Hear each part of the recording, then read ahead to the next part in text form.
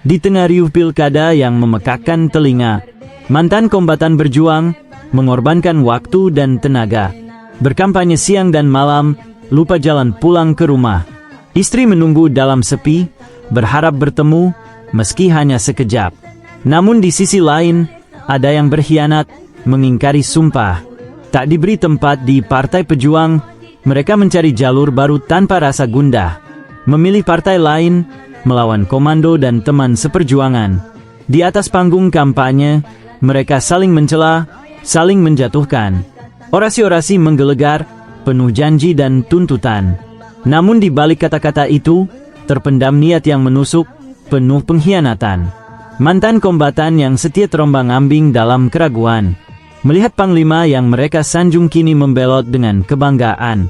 Siapa yang harus diikuti? Pikir mereka, hati penuh tanya. Kesetiaan mereka diuji, sementara janji-janji semakin tak bermakna.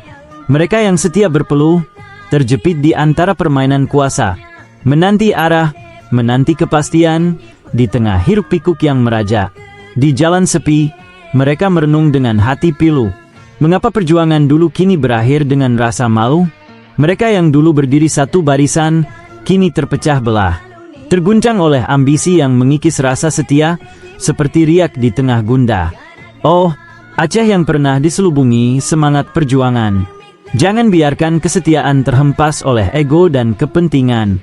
Ya Allah, berikanlah petunjuk pada mereka yang tersesat. Satukan hati-hati yang tercerai, damaikan mereka dalam kebenaran yang penuh rahmat. Agar perjuangan dan pengorbanan yang telah dibayar mahal tak berakhir dalam pertikaian, tak tergerus dalam perpecahan yang nirmoral.